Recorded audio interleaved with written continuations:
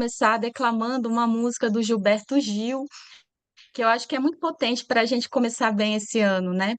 E aí é aquela música Andar com Fé. E aí Gilberto Gil escreveu assim: Andar com fé eu vou, que a fé não costuma falhar. Que a fé tá na mulher, a fé tá na cobra coral, num pedaço de pão. A fé tá na maré, na lâmina de um punhal, na luz, na escuridão. A fé tá na manhã, a fé tá no anoitecer, no calor do verão. A fé tá viva e sã, a fé também tá para morrer, triste na solidão. Certo ou errado até, a fé vai onde quer que eu vá, a pé ou de avião. Mesmo a quem não tem fé, a fé costuma acompanhar, pelo sim, pelo não. Andar com fé eu vou, a fé não costuma falhar. Então, andar com fé, nós vamos aqui para a gente conversar um pouquinho sobre Justiça e Paz com a Sônia. Então, bom dia para nós. E eu queria começar já fazendo aquela perguntinha que a gente sempre faz logo no começo do programa, né? A Sônia não é a primeira vez que a gente tem a alegria de recebê-la aqui com a gente, né? Mas a Sônia é uma pessoa que eu admiro muito, acho que muitos de nós admiramos, né, sua trajetória, nos inspiramos na sua trajetória, Sônia. E aí, de repente, pode ser que tenha alguém ali que não te conhece, né, que vai poder te conhecer agora. Se você puder contar um pouquinho para a gente sobre a sua trajetória de vida, como foi o seu despertar, né, para a justiça socioambiental, para essa luta social pela paz. Conta um pouquinho para a gente, Sônia, como foi sua caminhada até aqui hoje. Então, a recíproca é verdadeira, viu, Anita? Eu admiro muito você, essa sua potencialidade, esse seu jeito sereno, mas também ao mesmo tempo de romper barreiras. É muito, muito bonito isso e fortalece muita gente, viu? Alegria grande.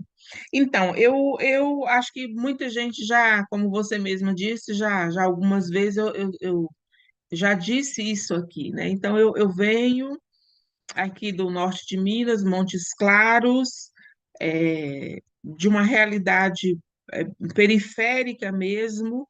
Então, minha vida toda foi trajetória dentro da igreja, mas muito na luta das comunidades eclesiais de base, mas de uma família muito religiosa, né? E uma família mantida por uma mulher, inclusive minha mãe, que hoje está com 94 anos, uma mulher forte que manteve ali a sua fé para criar os 6 filhos, né? Uma mulher que, historicamente, naquela época, era um tabu, mas os maridos deixavam as mulheres porque achavam que podia viver com outra mulher. Então, mãe foi abandonada por pai e ela fica, então, com 6 filhos, e ali ela começa a sua trajetória de vida para cuidar desses 6 filhos. Eu sou a última, e então, assim, acho que eu peguei o pior momento da vida, da história da minha família, porque sempre a última era aquela que é, os problemas maiores vem sofrendo, é aquela que sempre, né, carrega. Então, eu venho disso, mas uma família que, apesar dos problemas, apesar das dores, apesar dos sofrimentos, mãe foi uma mulher muito forte aqui em casa. Mãe sempre apontou para nós um caminho assim: seja justa, mas tome muito cuidado. E até ela falava muito cuidado, porque nós éramos aqui na rua, eu ainda moro na mesma rua até hoje, né? É, é, porque vocês são negros e filho de mãe que hoje foi abandonada pelo marido, acaba sofrendo aquela rejeição muito grande por parte daqueles. Então, tudo que acontecia na rua era o problema aqui em casa. Sempre falavam que éramos nós. Então, mãe trazia muito isso para nós. Então, para livrar a gente dessa confusão, dessa coisa toda, a igreja foi um caminho que nos pautou muito. Vamos para a igreja, vamos rezar, porque aí a gente vai também.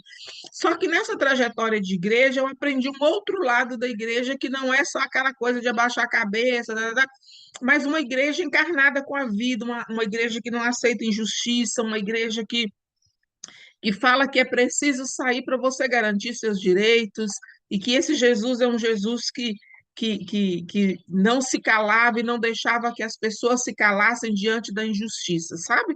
Então, eu acho que a minha história vai muito nesse sentido, aquela pessoa que, por mais mais que eu falo que eu tenho sido a última e que tenho recebido toda a carga pesada de uma família, né, que estava com um problema, mas duas coisas ficou muito forte em mim isso. A igreja que me aponta um caminho de saída, de protagonizar a minha história, de não me encalar diante das injustiças, mas também uma família que, diante da dor, do sofrimento, e nós passamos muita necessidade, a gente cantava samba. Eu gosto muito de dizer isso, porque é uma família muito alegre. O dia que não tinha alimento aqui em casa, meu irmão dava para a gente umas tampas de panela, então a gente cantava samba, porque aí a gente cansava e dormia.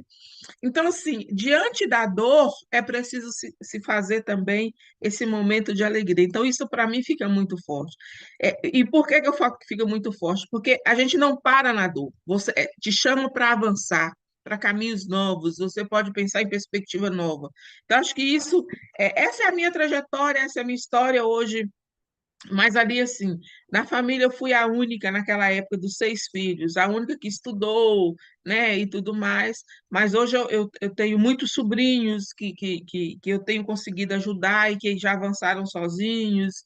Tem minha mãe hoje com 94 anos que já consegue é, acompanhar os netos, bisnetos e já está vendo tataranetos também, com uma família muito grande. Então, é essa trajetória de Sônia Gomes de Oliveira e que mantém isso pastoralmente aqui na região, que a gente acompanha é, através de um projeto social onde eu trabalho hoje, uma OSP, né? Mais de 40 municípios, com povos e comunidades tradicionais. Eu trabalho na periferia com mulheres, com catadores, catadoras, acompanho a população em situação de rua. Então, acabou que essa trajetória também me ajudou e me ajuda até hoje a perceber muitas vezes as dores das pessoas, a, a entender muitas vezes essa questão de estar indo em busca do direito, da justiça, sabe? E nessa cultura de paz também. Acho que é isso.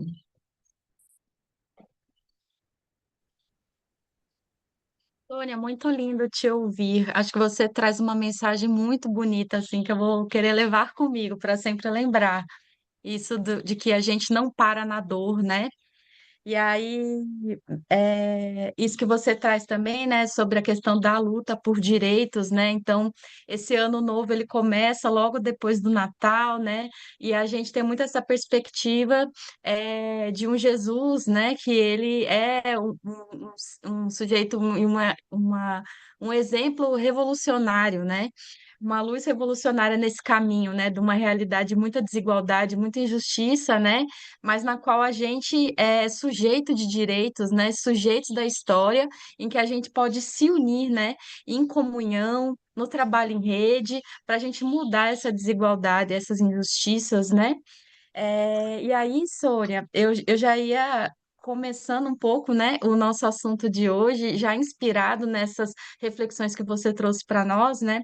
Então, 2026, a gente está aí nos primeiros 10 dias, né, do primeiro mês, mas muito já vem acontecendo nos últimos dias, né? E aí gostaria de ouvir de você, né?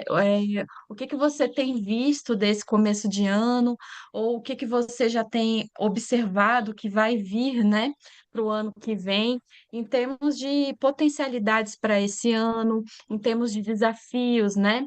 A gente viu aí algumas mensagens também do Papa Leão XIV falando sobre a importância de uma paz desarmada e desarmante, sobre a importância da defesa da justiça e paz na Venezuela. A gente vem aí nessa trajetória, nesse caminho, né, na busca de uma libertação, da defesa da casa comum, da ecologia integral.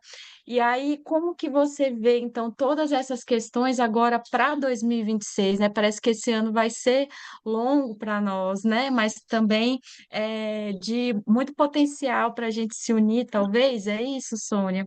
Conta para a gente o que que você tem visto. Eita, Laura, você está pedindo uma conjuntura enorme, né? Mas eu acho que é isso. Eu começaria, e tenho trazido isso muito para este ano, muito naquela fala do Papa Leão, quando ele encerra ali o ano jubilar e fecha a porta santa ali, né? Porque ele fala assim: olha, nós encerramos um jubileu da esperança mas nós precisamos carregar a esperança e vivenciar a esperança nesse novo tempo. Então, acho que esse é o primeiro passo que nós, que estamos aqui, enquanto Comissão Brasileira de Justiça e Paz, enquanto redes de justiça e paz e tantos outros que estão nessa luta, nessa caminhada dos movimentos e que estão nos acompanhando, nós precisamos vivenciar isso. Uma cultura da esperança, porque aquilo que o Papa Leão dizia, ela é muito interessante, e que é preciso revigorar essa esperança nesses tempos sombrios, né? E ele faz um gesto bonito que ele diz assim: e para resgatar essa esperança, a estrela que aponta o caminho desse novo tempo é justamente isso, de uma paz desarmada e desarmante. Uma paz e aí esse termo popularizou muito paz desarmada, desarmante, a partir dessa fala do Papa Leão, né? Que baseia muito no medo e na força que as pessoas têm implementado, têm colocado em nosso tempo hoje, né? Gerado medo e acha que a força se dá só a partir de força das armas, né? Mas ele vai dizer que uma paz desarmada e uma paz desarmante, ela se dá no diálogo, na justiça, no amor, sendo capaz de transformar corações e dissolver conflitos através de confiança, através da empatia, através da fraternidade, sabe, Laura? Então, ele fala muito isso, indo além de um simples cessar-fogo, rejeitando toda a violência, e que isso seja visível, ou que seja necessário para esse tempo. E eu penso que essa é a primeira coisa o primeiro ponto que para nós, as comissões brasileiras de justiça e paz, que nós precisamos aprender. Essa paz desarmada, essa paz desarmante é uma paz que não se baseia no medo e na força, mas no diálogo, na justiça, no amor, né? Depois, essa mesma paz nessa perspectiva da esperança, nós somos chamados a construir essa paz do Deus que vem e se manifesta em gestos concretos de bondade, do diálogo, de transformar. Então, acho que isso é muito forte. Então, acho que o primeiro ponto para nós, como ponto positivo, apesar de ser desafiante nesse tempo sombrio, onde as pessoas, aqueles que têm o poder, acham que é só através das armas, é só através do medo, nós precisamos assumir como guardiões da esperança, como guardiões da paz. E aí é tanto que, se a gente for olhar a linguagem hoje do capitalismo, da extrema-direita, que é um desafio que nós já vamos ter que acompanhar esse ano, se a gente olhar que eles têm apostado muito numa linguagem de guerra, numa linguagem que eles chamam de legendários, né? Os super-heróis formando homens, mas que são legendários esses que estão aí e que muitas vezes a gente olha essa comparação enquanto formam homens para ir para bem do mato, ser legendários, defensores, essa coisa toda, o aumento da violência contra a mulher, o feminicídio aumentando. E grande parte disso são homens que estão no dia a dia das nossas igrejas, seja igreja católica, seja na igreja evangélica. Então, acho que esse é um grande desafio para nós, também combater essa violência, porque e isso numa cultura de paz, sabe, Laura? Então, essa questão do Papa Leão me chama muita atenção. A linguagem simbólica que hoje a extrema-direita, que esses grupos têm usado, guardiões, legendários, super-heróis, nós precisamos usar uma linguagem desarmada e desarmante, uma linguagem da paz, da cultura, do diálogo e tudo mais. Porém, sem abaixar a cabeça diante disso, né? Porque nós temos muitas mulheres morrendo aí, né? Depois, um outro desafio que nós temos para esse ano, Laura Juanita, é a questão da defesa da democracia. Ontem foi 8 de janeiro, fez 3 anos, né, que o Brasil passou por um episódio muito triste, porque a gente até então via em livros, contavam de pessoas, né, mas a tentativa de um golpe de Estado. 3 anos, então, para muitos, isso não foi nada, né? Para muitos, isso não foi nada. Mas isso foi uma forma muito orquestrada e continuam com essa forma. E esse formato que eles usaram, e muito bem armado, articulado, eles continuam ainda querendo destruir a nossa democracia, dividindo famílias, criando ódio, né? Então, hoje, o grande desafio para nós, e uma perspectiva nova que nós devemos ter, é combater tudo isso e defender a nossa democracia. Hoje continua muito isso, essa forma de tentar romper com a democracia, de destruir a democracia através das fake news, no investimento nas igrejas, destruindo as comunidades, gerando medo nos jovens, matando, né? Principalmente os jovens das periferias, a violência contra a mulher. Então, a defesa da nossa jovem democracia precisa ser feita todos os dias. E acho que esse é um grande desafio para nós também nesse ano de 2026. Será sempre por justiça, direito, paz que nós precisamos fazer a defesa da nossa democracia e somando forças com rede, né? Buscando aqueles que querem, que acreditam nisso, porque vai ser muito forte, vai ser muito intenso isto que nós estamos vendo, vivenciando. E como que nós vamos fazer isso? Acho que combatendo também esse modelo de fake news que está aí. Se você for olhar, eu tava viajando esses dias e olhando nas comunidades, grande parte do nosso povo fica o dia todo, muitas vezes olhando o celular, ali aquela coisa, quanto de mensagem que esse povo recebe de mensagens que são fake news, que são, né? E hoje não dá mais para combater isso de qualquer forma. É preciso pensar. E aí eu me recordava muito que o Sínodo trouxe um dos pontos urgentes para nós de igreja. Aí eu estou falando para nós de igreja, mas também na sociedade. E como nós somos um organismo de igreja, né? A igreja é preciso formar para uma evangelização de um mundo virtual. E eu falo que é um continente sem dono, né? Essa questão virtual, né? E hoje, mais do que nunca, você chega na comunidade, aquilo que eu falava, você já encontra as pessoas recebendo celulares, recebendo mensagem. Esses dias uma dona falava assim, eu estou morrendo de medo porque eu estou recebendo mensagem que diz que vai ter uma semana de escuridão, eu tenho que comprar velas, tá? Então, e vai falando isso em nome de Deus, né? Vai falando isso. E aí eu recordava, inclusive, essa semana eu ganhei um livro e eu estou lendo ele, que falava, o livro chama Falando de Deus. E esse livro vem justamente fazendo essa leitura. Como falar de Deus num mundo saturado de ruídos? Como falar de Deus numa velocidade e na indiferença que hoje tem na sociedade? Então, acho que esse é o grande desafio que nós temos, mas também é uma potencialidade que nós temos, porque nós temos formas também de dizer, e olha que nós estamos falando aqui através das redes sociais, né? E o autor desse livro, ele tenta, através dos escritos de uma religiosa, resgatar o valor do silêncio, o vazio, a escuta nos caminhos, como caminho possível para a experiência espiritual. Então, hoje nós estamos deixando de viver uma experiência espiritual. E aí, entendendo que experiência espiritual não é você ir para ficar parado dentro da igreja, chorando, sofrendo, muito pelo contrário, né? Aí alguém que está nos acompanhando vai dizer, ah, Sônia, mas você está falando de silêncio, tá?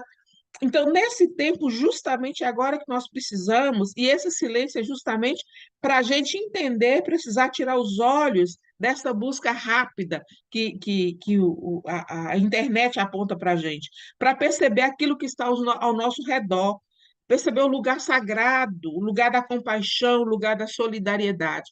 Esse, para mim, é uma potencialidade muito grande, mas, ao mesmo tempo, é um grande desafio.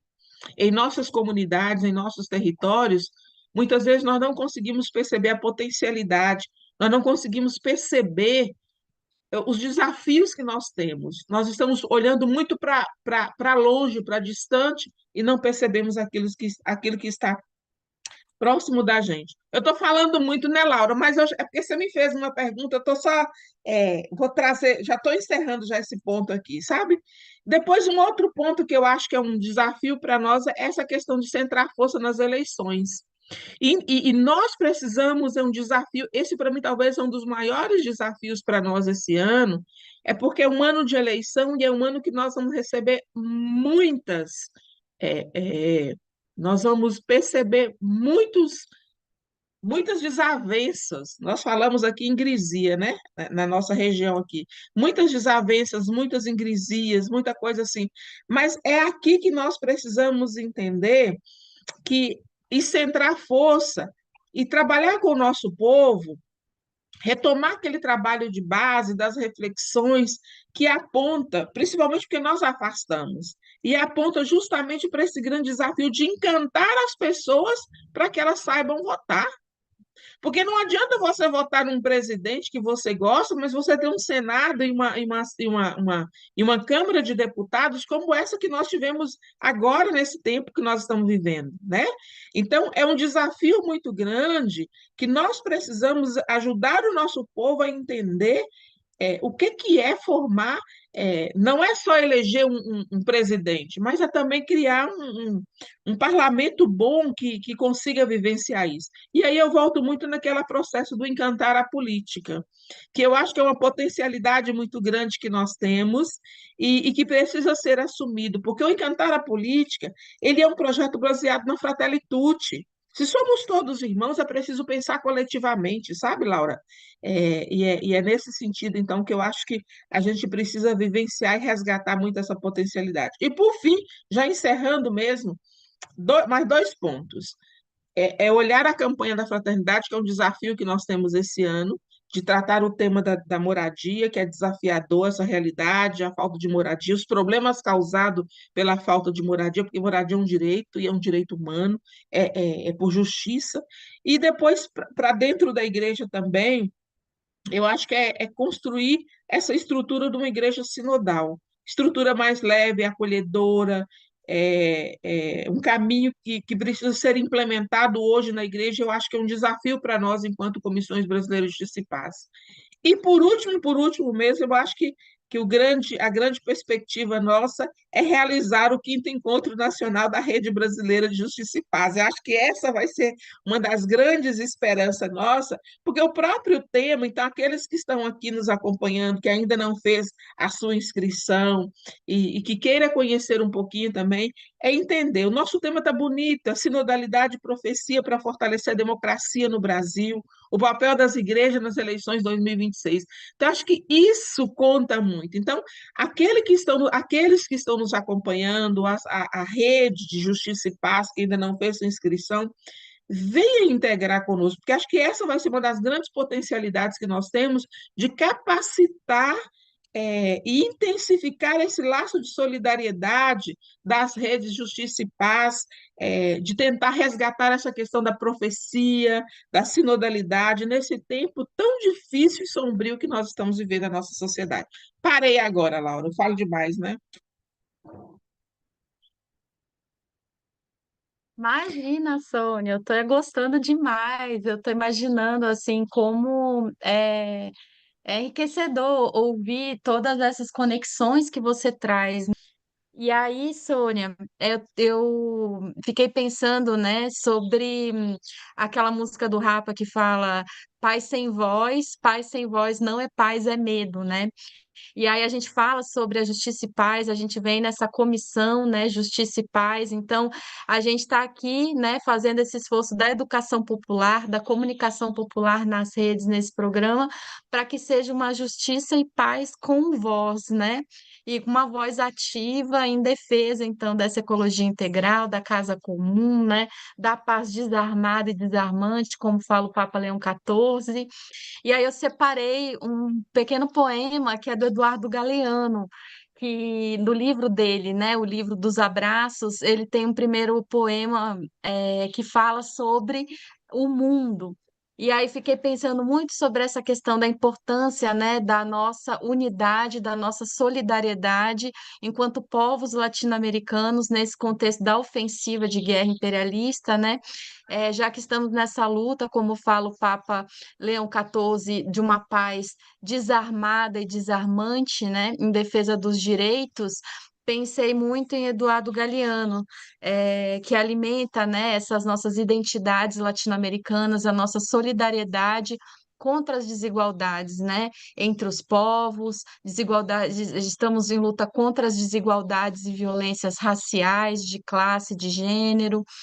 E aí Eduardo Galeano fala assim, no livro dos Abraços, né, no poema O Mundo. Uma pessoa da aldeia de Neguá, no litoral da Colômbia, conseguiu subir aos céus. Quando voltou, contou. Disse que tinha contemplado lá do alto a vida humana e disse que somos um mar de fogueirinhas. O mundo é isso, revelou. Um montão de gente, um mar de fogueirinhas. Cada pessoa brilha com luz própria entre todas as outras. Não existem duas fogueiras iguais. Existem fogueiras grandes, fogueiras pequenas, fogueiras de todas as cores. Existe gente de fogo sereno, que nem percebe o vento, e gente de fogo louco, que enche o ar de chispas. Alguns fogos, fogos bobos, não alumiam nem queimam, mas outros incendeiam a vida com tamanha vontade que é impossível olhar para eles sem pestanejar, e quem chega perto se ilumina. E aí queria dizer, Sônia, que você é uma dessas fogueiras que alumiam, né, o nosso dia. Estar com você, com certeza, torna o nosso dia mais feliz. Estar com todos vocês que nos acompanham e que nos interagem aqui com a gente pelo chat, né? Seja agora ao vivo, seja depois que o programa fica gravado. Quem for assistir nos próximos dias também, a gente vai estar em conexão, né? Nesse tempo e espaço aí das redes sociais. E, Sônia, eu quero agradecer a sua presença no programa e dizer que você é essa fogueira que nos ilumina, né? E convidar a todos, todas, né, para que a gente seja, então, né, nesse ano de 2026, essa chama de vida, e de luz em defesa da justiça e paz, né? E de uma justiça e paz com voz, né? Com voz ativa e exercendo nossos direitos civis e políticos, né? Em defesa da terra, teto, pão, como nos ensinou o Papa Francisco. Laura, eu posso também dar uma palavrinha final? Com certeza, Sônia, por favor, lhe passo a palavra. Então, eu queria só também dizer obrigada por esse carinho, por essa. Acho que nós mulheres, quando uma levanta, puxa a outra, e nós temos feito esse trabalho e visto o que as mulheres têm feito nesse país. Eu acho que é muito bonito, não por isso que é preciso defender a vida das mulheres e meninas, né? Combater essa violência, toda forma de violência contra as mulheres, toda forma de violência ela tem que ser combatida, mas principalmente nesse momento contra as mulheres e meninas, ela é fundamental. E eu queria encerrar, Laura, dizendo um pouco nesse sentido, que nós falávamos muito é, da paz desarmada e desarmante que o Papa traz, e ele fala muito de que é preciso reforçar isso, e a igreja precisa voltar, e aí, enquanto igreja ou movimentos sociais, é preciso a gente superar o medo, substituir essa militarização impulsionada pelo medo, pela construção de uma paz autêntica, baseada no amor e na justiça. Acho que é o primeiro ponto que nós precisamos entender isso. Romper com esse medo, mas construindo uma paz baseada no amor e na paz e na justiça. Depois, eu acho que nós precisamos recuperar nesse tempo sombrio, de militarização, de tudo isso que a gente tem visto e que você traz, isso, né? Mas resgatando a profecia. Nós precisamos resgatar a profecia no nosso tempo. E quando fala em profecia, é preciso recuperar principalmente os nossos profetas e profetisas do nosso tempo. E eu quero trazer três para mim que são fortes e que dois já foram, mas um ainda mantém. Um é o Pedro Casaldáliga. Uma das profecias para nós hoje, que eu acho que nesse tempo, enquanto o imperialismo vem tentando acabar com aquilo que nós temos, com as pessoas, e quem mais sofre impacto são os pobres, a gente sempre tem que perguntar, como Pedro Casaldáliga dizia, na dúvida, fique sempre do lado dos pobres. Então, isso nós não podemos tirar de nós. Na dúvida que fiquemos sempre do lado dos pobres. E depois Noelder Câmara, que vai dizer que o verdadeiro cristianismo rejeita a ideia de que uns nascem pobres e outros nascem ricos, e que os pobres devem atribuir a sua pobreza à vontade de Deus. Não é vontade de Deus nada que ninguém fique pobre. A vontade de Deus é que sejamos livres, felizes e capazes de produzir, de garantia de direito, de terra, teto, trabalho, de vida digna. E, por fim, um profeta do nosso tempo, que é o Zé Vicente, que tem aquele poema que é Por Amor à Vida. Então, aqui eu quero encerrar trazendo muito isso do Zé Vicente, com aquele poema do amor à vida. E é por amor à vida que nós ainda continuamos lutando, que nós saímos às ruas cantando, e é por amor à vida que desesperadamente nós amamos, celebrando a esperança, a liberdade e a construção de um mundo melhor, mesmo diante das dificuldades, mostrando um profundo engajamento com a vida e com a causa popular. Eu penso que isso para nós é fundamental nesse tempo que nós estamos, e é por amor à vida que nós ainda nos abraçamos e gritamos palavras de ordem, de uma nova ordem para essa sociedade que nós estamos e para esse mundo que nós estamos. Obrigada pela oportunidade, Laura, Juanita, querida. Obrigada, Carol, que está aqui na comunicação, e a todos vocês que nos acompanharam. Sejamos capazes de gritar uma nova ordem nessa sociedade. Sejamos capazes de ser fogueiras, de alumiar esse tempo novo, essas noites escuras, esse tempo escuro, de sermos essa chama ardente que queima, mas também que anima o nosso povo. Obrigada, gratidão. Olá, ouvintes! A leitura do Evangelho de hoje é Marcos, capítulo 2, de 13 a 17. Vamos perceber que, ao longo das liturgias do tempo comum, os evangelhos nos apresentam pouco a pouco os ensinamentos e as ações de Jesus de Nazaré. É como se também nós estivéssemos caminhando com ele, acompanhando seus passos, aprendendo com o seu jeito de viver e de amar. E nesse caminho, Jesus continua a nos dirigir o mesmo convite: segue-me. Mas, afinal, como devemos segui-lo? O Evangelho de Marcos é conhecido como o Evangelho do Caminho, porque mostra Jesus sempre em movimento, sempre em ação. Ele caminha pelas cidades e povoados, mas, mais do que isso, ele constrói um movimento. Ele chama pessoas, reúne discípulos, forma uma comunidade e chama justamente aqueles e aquelas que estavam à margem da sociedade. No texto de hoje, Jesus chama Levi, também conhecido como Mateus, que era cobrador de impostos. Naquele tempo, os cobradores de impostos eram considerados pecadores e impuros pelas autoridades religiosas. Eram vistos como traidores porque eram funcionários do governo romano, lidavam com moedas estrangeiras. Mesmo assim, Jesus olha para Levi e diz: segue-me. E Levi se levanta e o segue.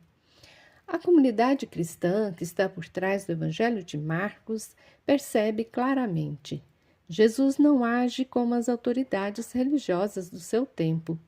Os fariseus e escribas acreditavam que para participar do plano de salvação de Deus era preciso cumprir rigorosamente uma imensa quantidade de normas. Eram 613 preceitos de pureza. Quem não conseguisse observá-los era considerado impuro, pecador e excluído. Jesus não aceita esse modo de viver a fé. E isso fica ainda mais claro quando Jesus entra na casa de Levi e se senta à mesa com muitos outros pecadores. Comer com alguém naquele contexto era sinal de comunhão, de amizade, de reconhecimento. Por isso os escribas se indignam. Como pode um mestre sentar-se com publicanos e pecadores? Para eles, esses estavam na lista dos maiores excluídos, sem direito à mesa de Deus. Mas Jesus responde com uma frase que atravessa os séculos, porém, até hoje muitos não observam seu sentido. Ele vai dizer: não são os que têm saúde que precisam de médico, mas os doentes. Eu não vim chamar os justos, mas os pecadores. Ou seja, o reino de Deus, anunciado por Jesus, não é um espaço reservado aos perfeitos, mas um lugar de encontro, de cura, de acolhida e de conversão. E aqui o Evangelho nos interpela diretamente. Ainda hoje, infelizmente, muitas igrejas continuam criando julgos pesados, ou seja, regras, discursos e práticas que mais excluem do que acolhem, mais condenam do que libertam. Muitas vezes ouvimos homilias duras, moralistas, preconceituosas. Saímos das celebrações mais cansados do que renovados, mais feridos do que convertidos. Nesta primeira semana do tempo comum, a liturgia nos coloca novamente diante do chamado de Jesus: segue-me. Seguir Jesus é romper com métodos exclusivistas de evangelização, é derrubar muros de preconceito, é ir ao encontro das periferias existenciais, é sentar-se à mesa com quem foi deixado de lado, é fazer da igreja um espaço de comunhão, onde todos e todas possam participar da mesma mesa do Senhor. Seguir Jesus é aprender com Ele a olhar, chamar, acolher e caminhar juntos. É transformar a fé em caminho de misericórdia. É fazer do Evangelho uma boa notícia de verdade para todos e todas. Amém.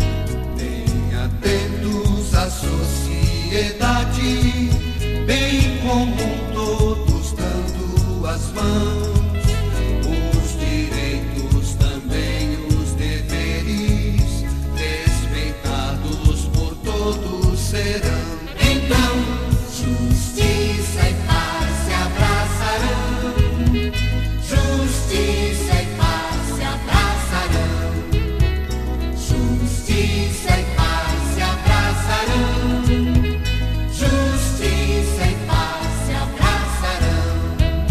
Jesus Cristo, só Ele é o caminho, plena luz a indicar direção de um mundo no amor renovado, novo céu, nova terra virão. Então, justiça e paz se abraçarão, justiça e paz se abraçarão, justiça e paz se abraçarão, justiça e paz se abraçarão. Jesus Cristo, verdade e vida, pela cruz vem a ressurreição, convivência na felicidade, povo irmão rumo à libertação. Então, justiça